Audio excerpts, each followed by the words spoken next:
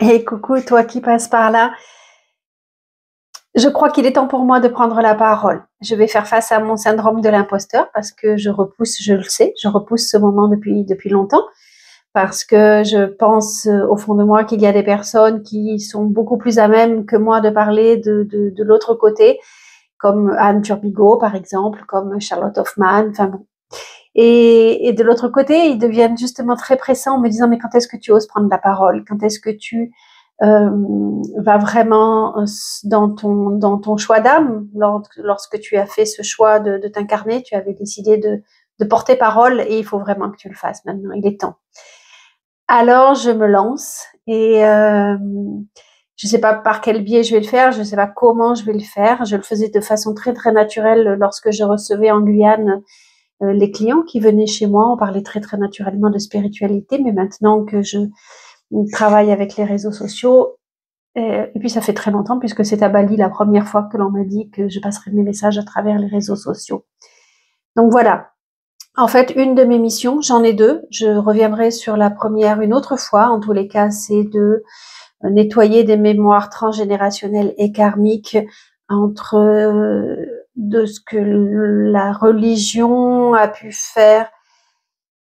Je vais pas dire que la religion a fait de mal, mais en tous les cas, comme des hommes dans la religion ont pu faire du mal à travers le sexe. J'espère que je serai pas censurée par YouTube. Et je dois nettoyer tout ça et je m'y attelle avec ma cousine. En tous les cas, je dois également porter parole pour dire que l'autre côté existe. Je dois témoigner. Alors, je sais pas du tout comment je vais y faire, mais là, je me lance et j'ai envie de vous raconter comme première anecdote, comme première histoire, qui est mon ange, vous raconter qui est mon ange spirituel. Pas gardien, mon ange gardien, c'est l'archange Gabriel. Ça m'a été dit il y a très très longtemps qu'il serait toujours là pour m'accompagner. Et comme par hasard, l'archange Gabriel, entre autres, je joue avec les cartes pour me calmer. L'archange Gabriel est entre autres un messager, un guide messager, celui qui amène la parole.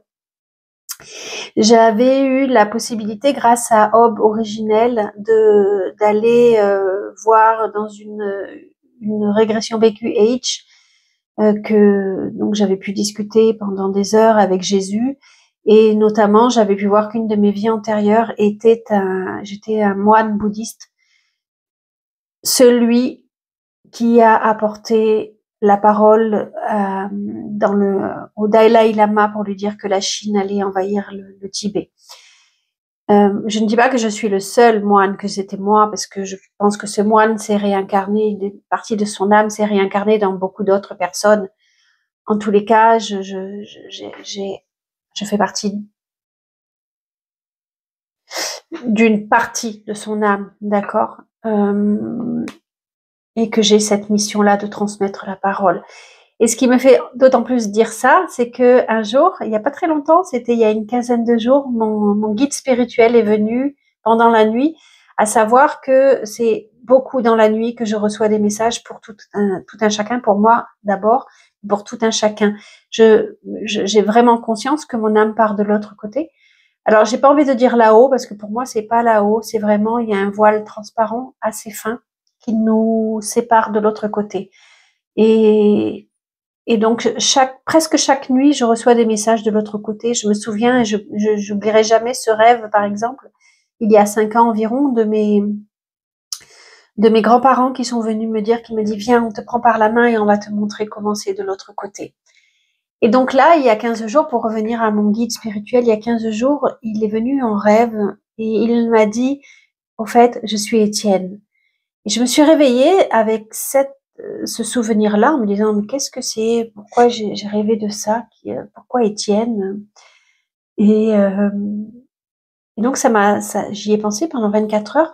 Pendant une discussion, j'aime beaucoup discuter avec Damien Medium. On a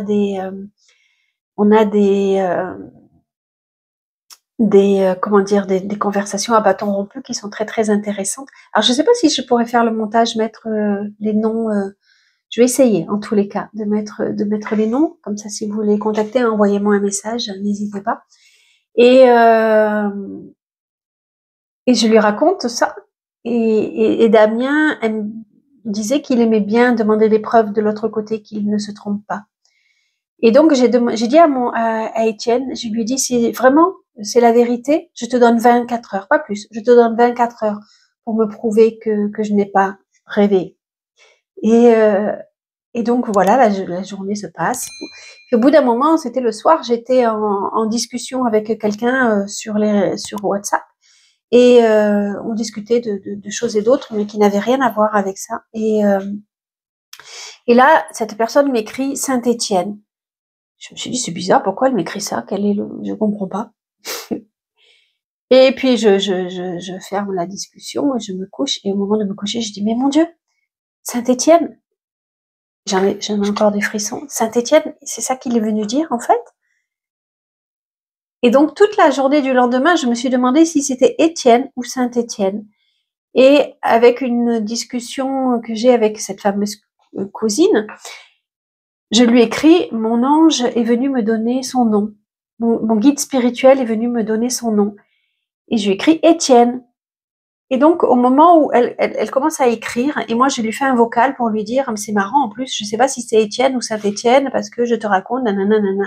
Et elle, au moment où elle m'écrit ça, elle m'écrit, il vient de me dire que ça n'était pas Étienne, mais Saint-Étienne. Waouh! Et j'en ai les larmes qui me montent aux yeux, j'ai conscience de la chance que j'ai. Et je suis allée voir qui était Saint-Étienne, du coup. Et Saint-Étienne, c'est le premier martyr, si je ne me trompe, dans la Bible, qui a osé porter la parole et qui a été tué, qui a été lapidé sur la place publique pour cela, enfin, sur une place à côté pour cela, parce qu'il a osé dire que Jésus était notre sauveur, parce qu'il s'est affirmé dans sa parole.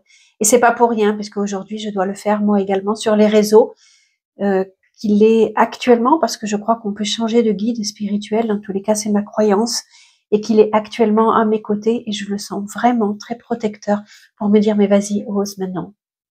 Ose dire que nous existons et que nous sommes pas seuls. Après, c'est chacun sa croyance, d'accord, évidemment. Moi, je